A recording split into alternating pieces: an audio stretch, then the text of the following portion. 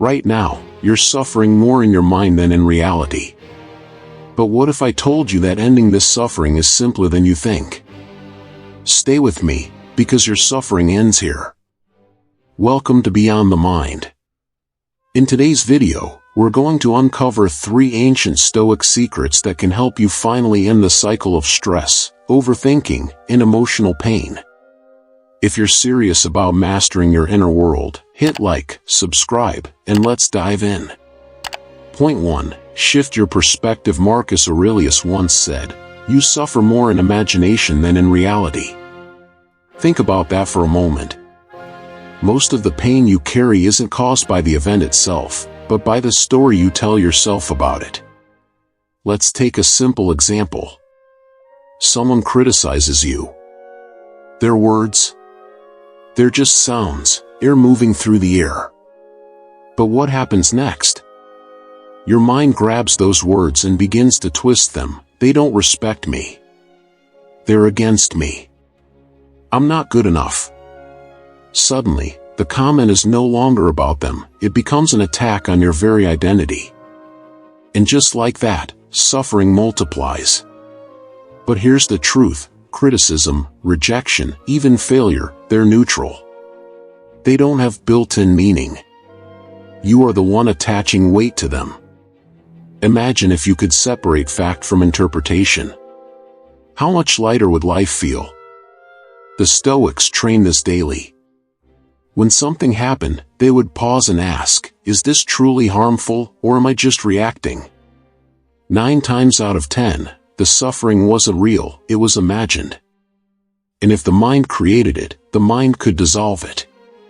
So here's your challenge. The next time you feel hurt, anxious, or angry, stop and separate the 2 layers. The event itself, and the meaning you gave it. You'll notice that 80% of your pain isn't in reality, it's in your perception. And perception? That's something you can master. When you shift your perspective, you take back your power. You stop being a victim of your imagination, and start living in the truth of the present moment. Point 2. Control what you can, release what you can't. Epictetus, one of the great Stoic teachers, said, "Some things are up to us, and some things are not." Simple words, but they contain the formula to end half of life's unnecessary suffering. Think about how much energy we waste every single day. We stress about whether people like us.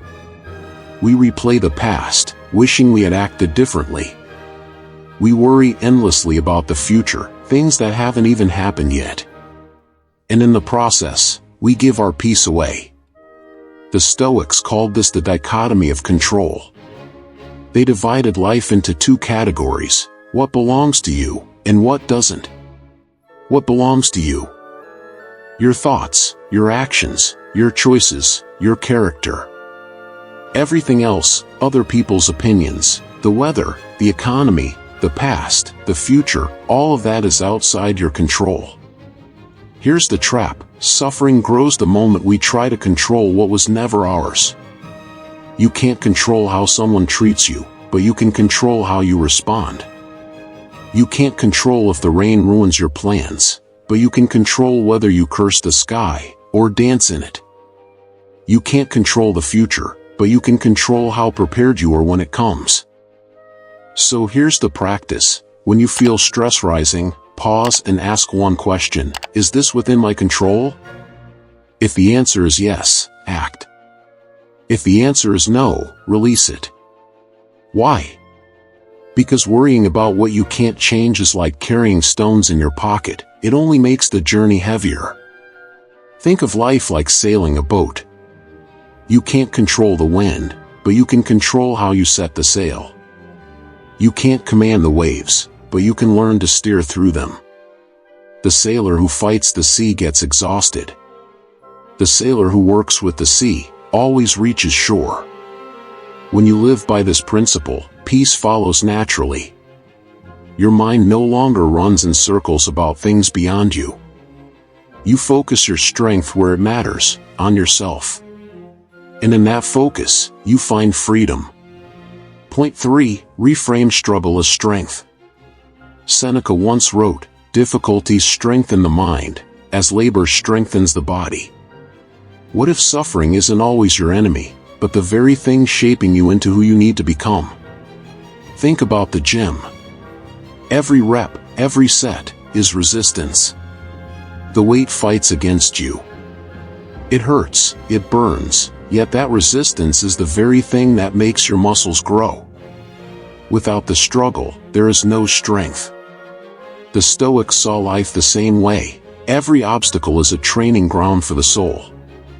Most people ask, why me? Why this hardship? But the Stoic asks a different question. What is this teaching me? That subtle shift turns pain into purpose. A heartbreak teaches resilience. A failure teaches wisdom. Even betrayal teaches you to see people more clearly. Marcus Aurelius compared obstacles to firewood thrown into a flame. He said, "The fire feeds on whatever is thrown into it." The obstacle becomes fuel. In other words, every difficulty you face can either extinguish you or feed your inner fire. So here's the practice. The next time you face a struggle, pause. Instead of resisting it, step back and reframe it. Ask, how can this make me stronger? What skill, what patience, what wisdom is being built in me right now? Suddenly, the struggle is no longer meaningless pain, it's purposeful training. Remember, the strongest trees are the ones that grow against the wind. The brightest diamonds are formed under the greatest pressure. The most resilient souls are forged in the fires of difficulty. Struggle doesn't weaken you. Struggle reveals the depth of your strength.